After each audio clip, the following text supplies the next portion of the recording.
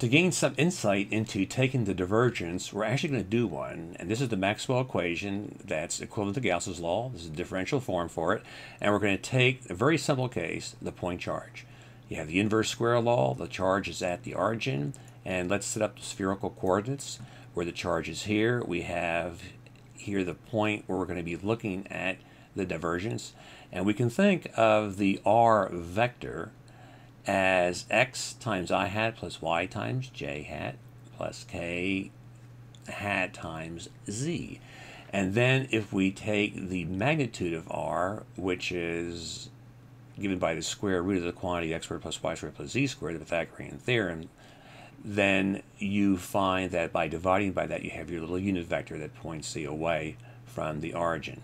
Do x squared plus y squared to get this square, this hypotenuse, and then that's your x squared plus y squared.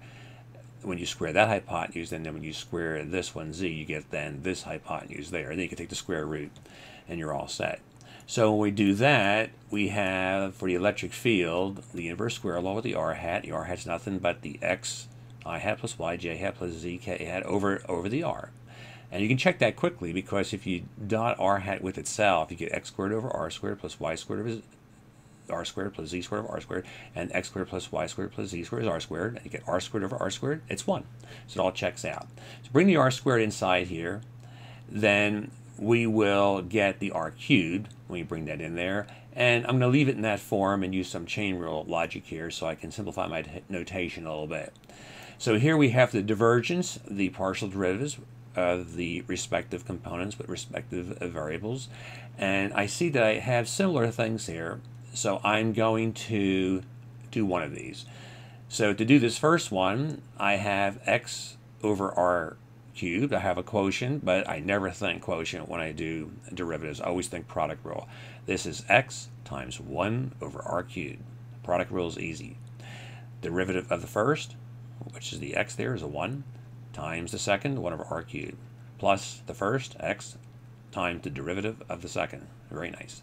And then for this second piece here, I'm going to take the derivative with respect to r, then use chain rule to go dr dx.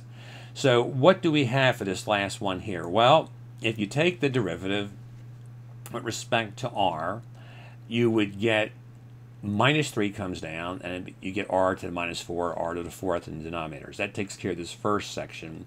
This last part, dr dx, you can get by taking the derivative by brute force, and r is the square root of the x squared plus y squared plus z squared. You have the 1/2, then you have this to the negative 1/2, which comes down here. Chain rule says go inside, take derivative, 2x, and you get x over r. Very nice result. You can do it a little bit quicker there using the implicit differentiation. I leave that as a practice problem. So then we have here the x over r is going to multiply this, and that gives us then minus 3x squared over r to the 5th power. The 1 over r cubed is hanging around from the beginning.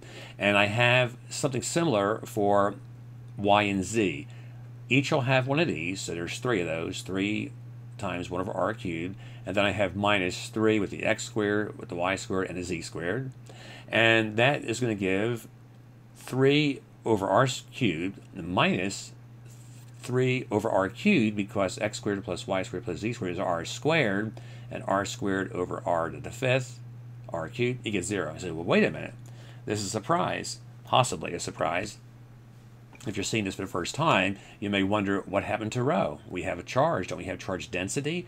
But the mathematics is saying that at that point, we have no charge density.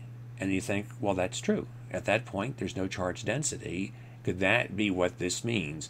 Well, I'm going to show you indeed that's what that means, because I want to take you inside a uniform charge where we're actually inside the charge, and we will not get 0. We'll actually get the charge density. So inside, let's take a very, very simple case of a sphere. It has uniform charge density where rho is a constant.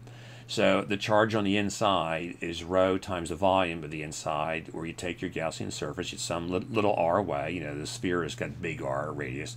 We have done this problem before, so it's a quick little review. And the electric field inside of a sphere of charge goes linearly with r.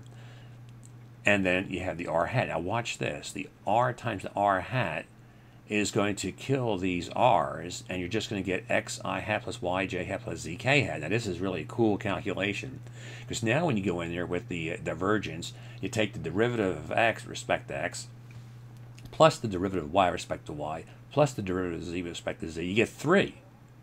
And the 3 cancels this 3, and you get rho over epsilon, so naught. You get a charge density, and you are where there's a charge density. That is really neat. So it doesn't matter if you have charges around that are away from you, because that is going to give you a del dot E is 0, because you're not where the charge density is. You're like someplace else out in space. You're in free space. If you're in free space where there's an electric field but no charge at that point, you get 0. If you have charge density at that point, then you get this, which checks out very nicely. When we look at the next section here, I'm going to show you a similar calculation with the curl.